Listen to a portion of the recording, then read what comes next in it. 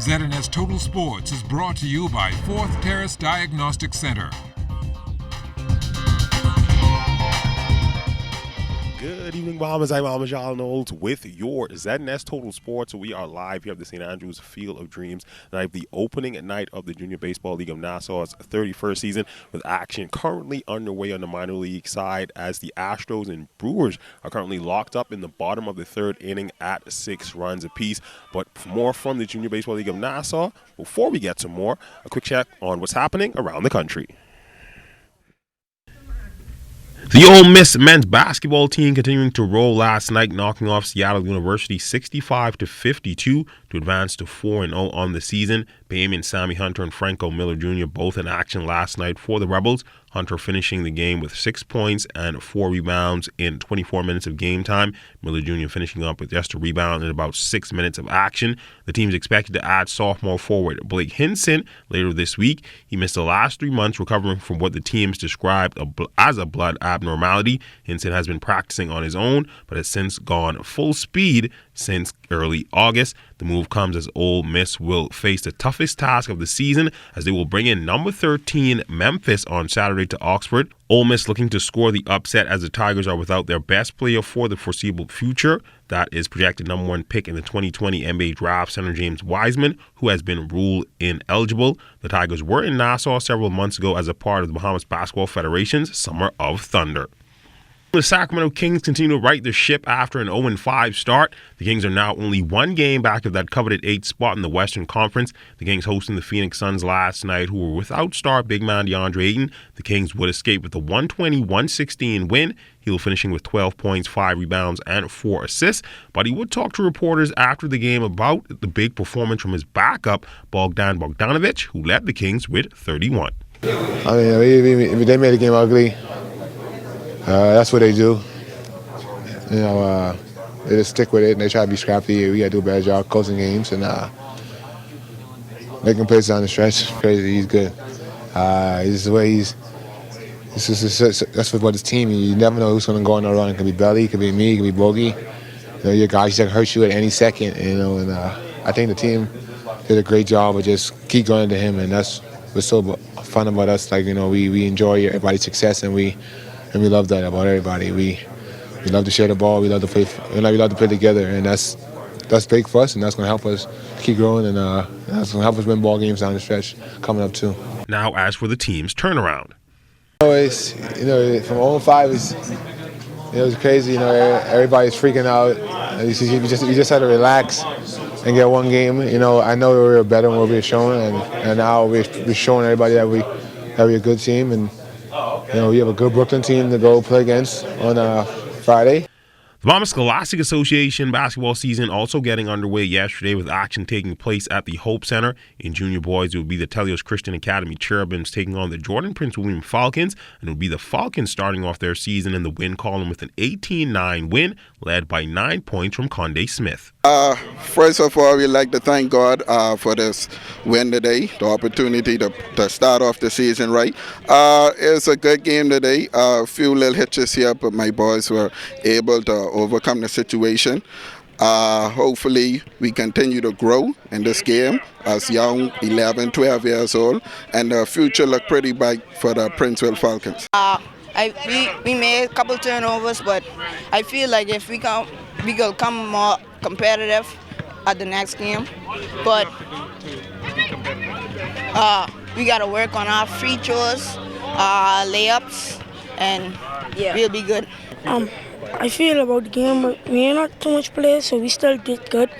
And I thank for everyone to come out, and I hope it's a better game next time, and we have a good game next time.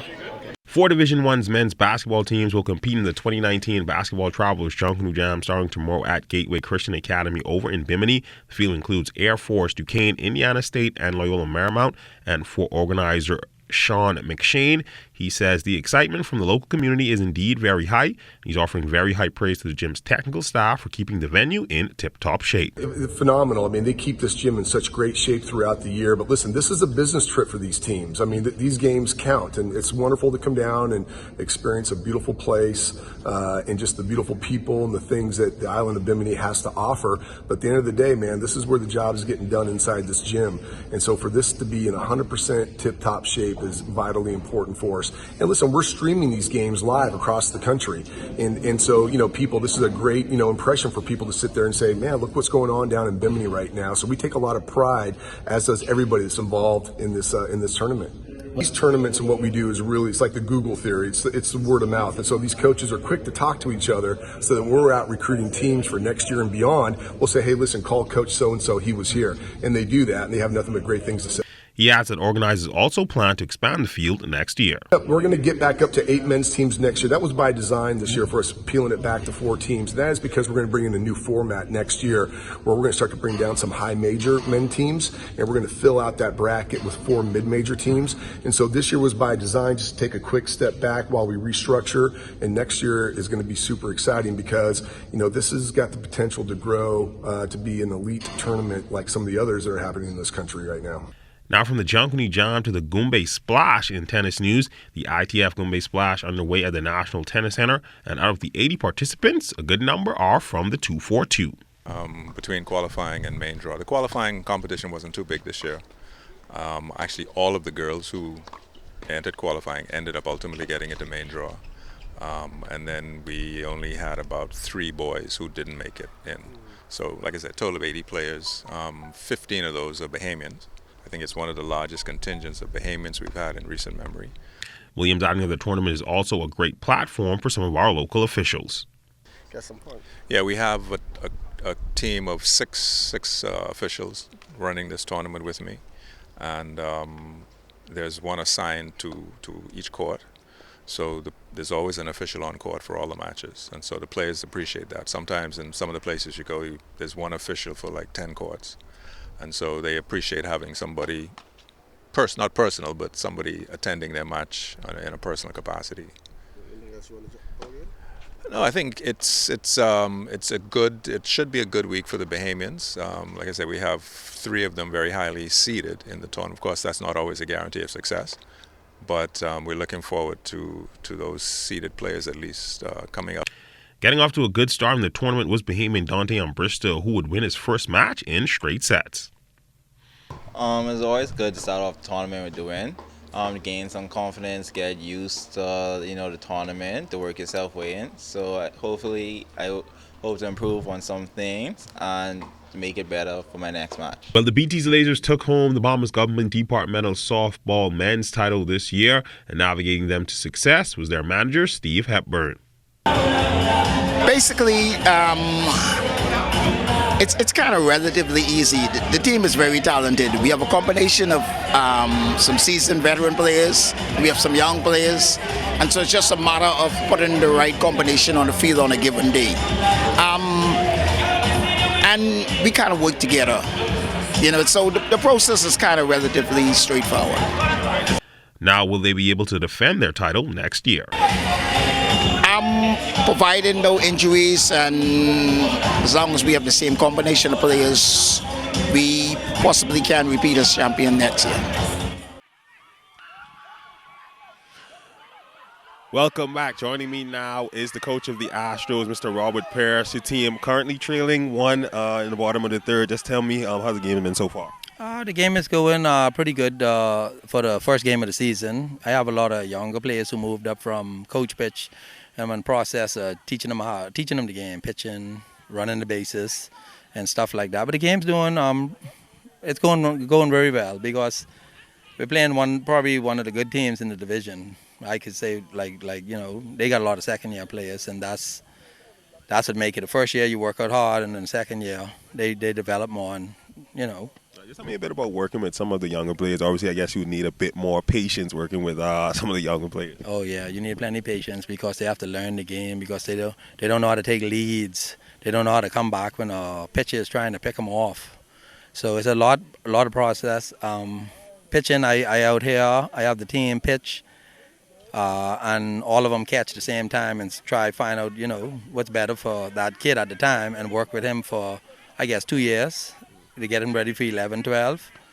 But the kids have, they move on quick. I got a lot of pitchers this year. Well, at least I've been working with a lot, about 5, 6 pitchers. You mentioned pitchers. Just tell me about the pitch count. I know normally as a manager / coach, you kind of want to keep your pitch count now, especially early in the season. Right. Yeah, I keep my pitch count under 50 at the first couple of games. You're allowed to pitch 75 pitches, but I don't ever take the kids out there because they're only between 9 and 10 years old, and it's not good for their shoulders. So I try to keep it in between 40 and 50. Mid-season, I probably might jump up to 50 to 60, and by the end of the season, they'll be throwing 75 easy, but I don't like to take them to 75. Like I said, they're still young, especially the first-year players.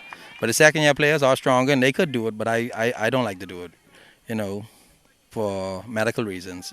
Elbows, shoulders, they still get hurt, because if they pitch the game tonight, they'll come out there Saturday and throw the ball around. So that's why you only pitch a limit, between 40 and 50 pitches, because you tell them go ice it, don't throw the ball around. You can't, that's like telling a kid don't run, All right, so last question, obviously you guys are the defending champs, just any added pressure on coming out to try and defend your title? Always. I won the last 2 years back to back, and I always like to win, but I always like also to try to develop the kids, because what I like to see more is the kids being picked first from teams fighting to get them. That means, I did a good job for the kids moving up if people want to grab them, So it's more, I like to develop the kids also. So, but defending champions, like I tell them, you got to take it from me. I'm not going to give it to you. All right, appreciate it, Robert. Well, that's all the time we have here in sports. Quick check on weather is up next. ZNS Total Sports is brought to you by 4th Terrace Diagnostic Center.